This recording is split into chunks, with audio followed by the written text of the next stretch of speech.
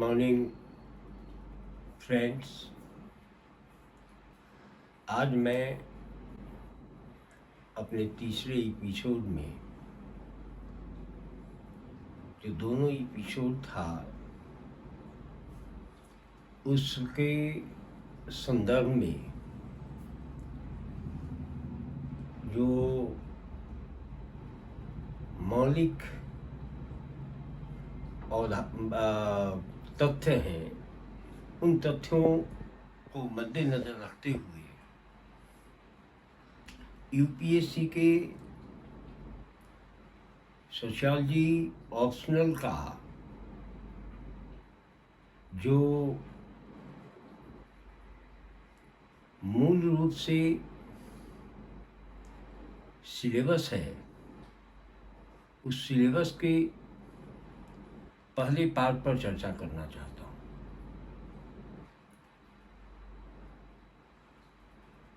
पहले पार्ट में first unit जो है यूपीएससी के सिलेबस में, वह मूल रूप से इंट्रोडक्शंस हैं सोशियोलॉजी के,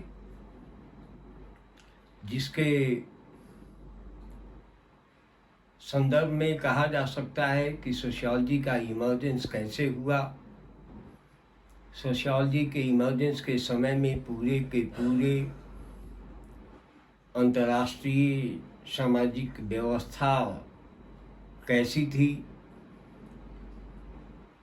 और कौन कौन से मौलिक कारक रहे हैं जिसके कारण फ्रांसीसी चिंतक सामाजिक चिंतक के रूप में समाज में घटने वाली समस्त घटनाओं का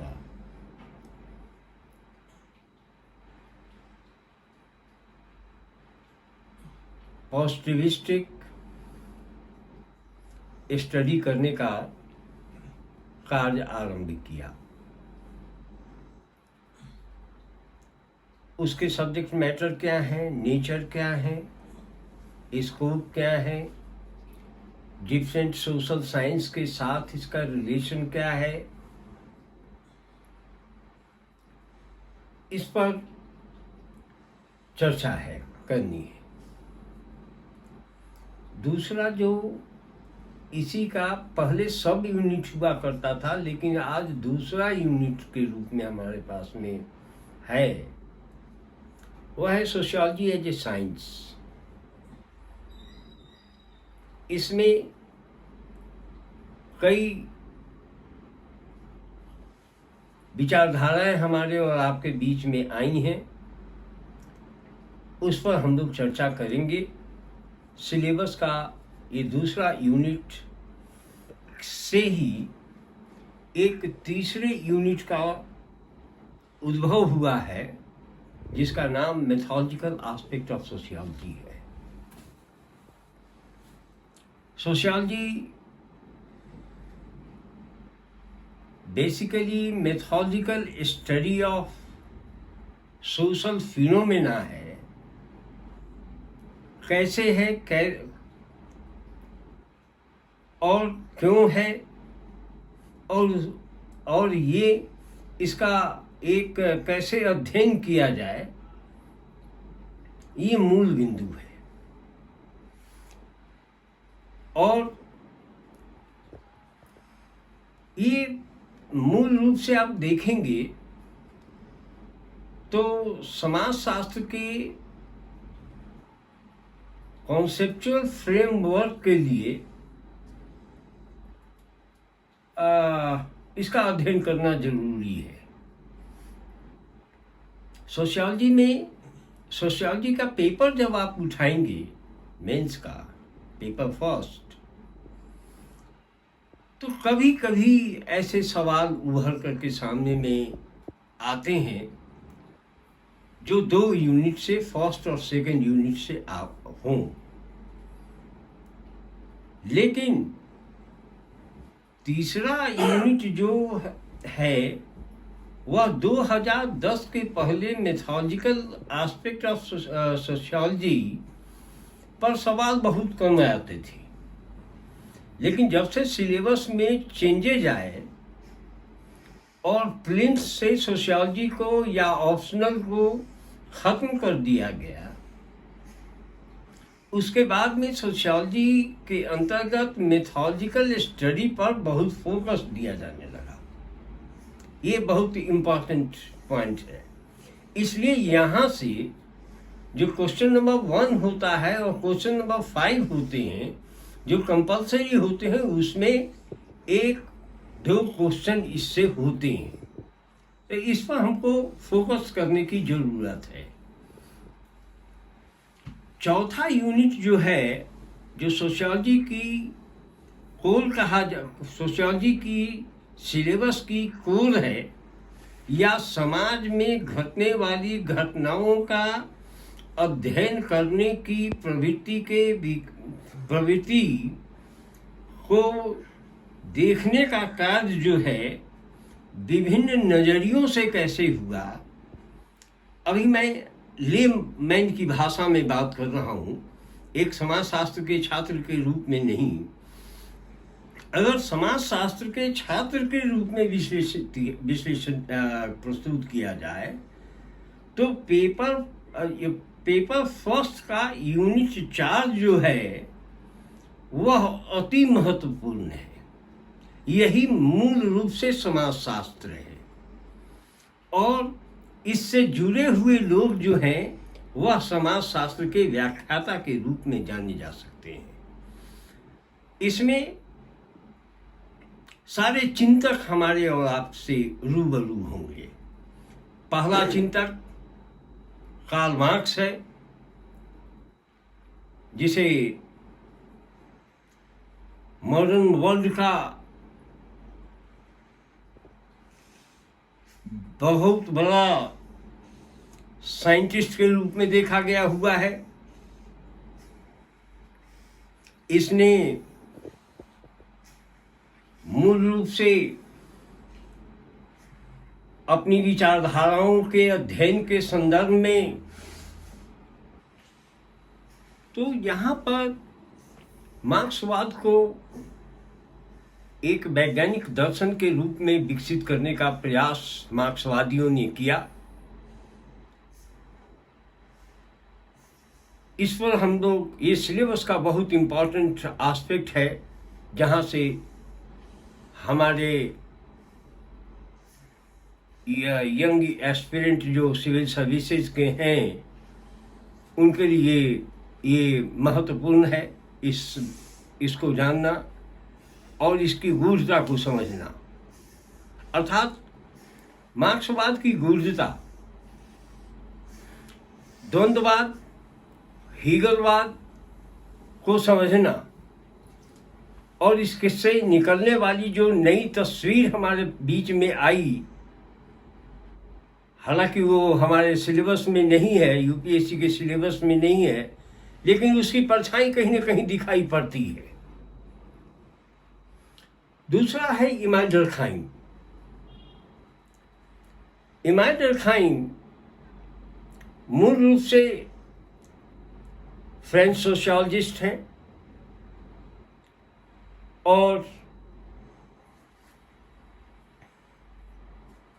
इवोल्यूशनरी स्कूल और न्यू इवोल्यूशनरी स्कूल को, स्कूल के जो परसेप्शन थे, अर्थात परसेप्शंस जो थे, उसको डिनाउंस करते हुए अपना नया थ्योरेटिकल पैराडाइम रखा, जिसके कारण इन्होंने एक स्कूल को डेवलप किया सोशियोलॉजी में, जिसे हम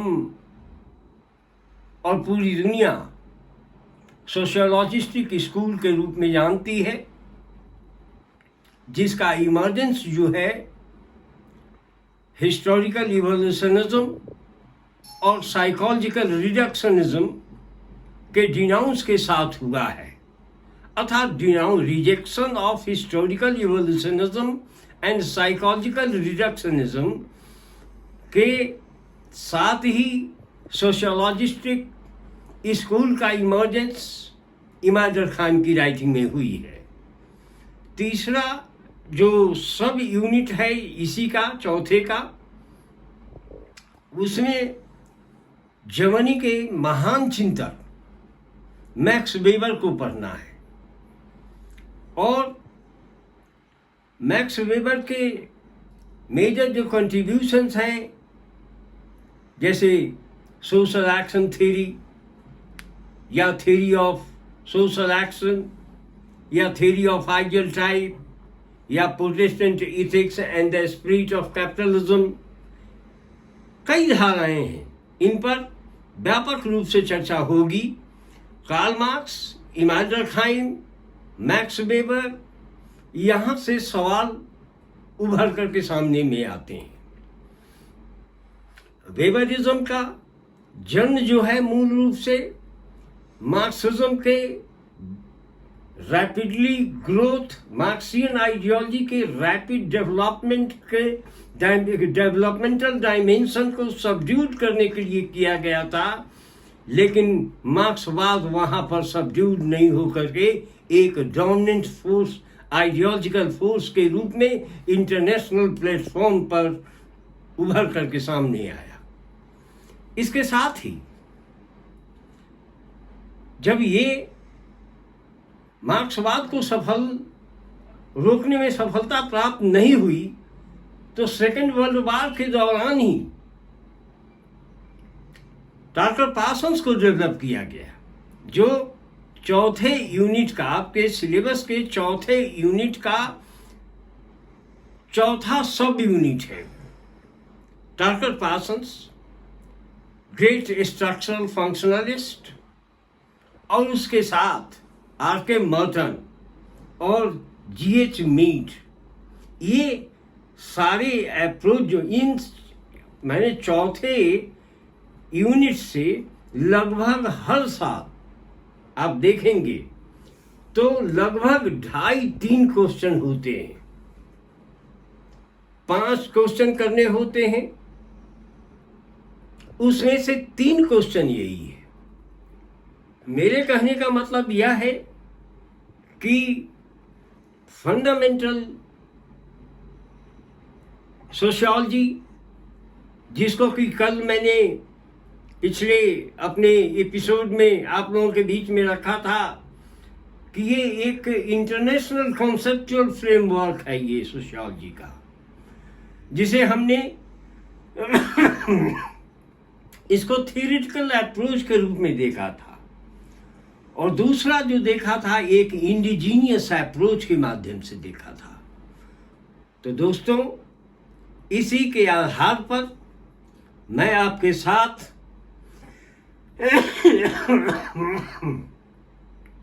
अगले एपिसोड में जो है 5वें यूनिट से लेकर 10वें यूनिट की चर्चा करूंगा।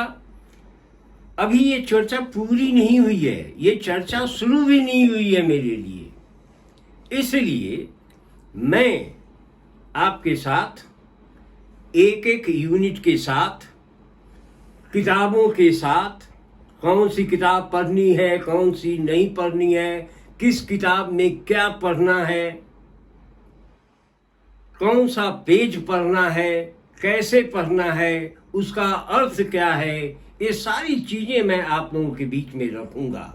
और ध्यान रखें, मैं एक टर्म जो आप लोगों के पास में लाया हूँ, जो कि समाज में हर जगह अपनी मम्मी पापा को गुड नाइट, गुड मॉर्निंग करते हैं, मैं आपके साथ good morning, good afternoon, good evening और गुड नाइट कैसे करता हूँ, इसके बारे में आप संवेदनशील रहें और सोचते रहें। ये सवाल हमारे पास में आने चाहिए। गुड मॉर्निंग जो है वो यूपीएससी के सिविल सर्विसेज के एस्पिरेंट के लिए क्या होगा, यह मैं आप लोगों के बीच में लाऊंगा और बताऊंगा कि मॉर्निंग में कौन सी तैयारी करनी है, किसे गुड मॉर्निंग करनी है, किसे गुड आफ्टरनून करना है, किसे। लेकिन जाते जाते मैं एक बात बता दूंगा कि गुड मॉर्निंग जो है मूल रूप से अखबार के साथ शुरू होता है और गुड नाइट अखबार के साथ खत्म होता है। इसके बीच में गुड आफ्टरनून और गुड इवनिंग ये जो हैं ये कैसे होते हैं ये धीरे धीरे आपको बताऊंगा। आप सबा खैर, आप लोग स्वस्थ रहें, सानंद रहें और मेरे चैनल को सब्सक्राइब करते रहें, लाइक और डिसलाइक करते रहें। अगर किसी भी प्रकार की आपको समस्या होती है तो आप मुझे किसी न किसी रूप में मैं आपको बता दूंगा कि आप मुझसे कैसे कांटेक्ट कर सकते हैं। Thank you very much. Good night.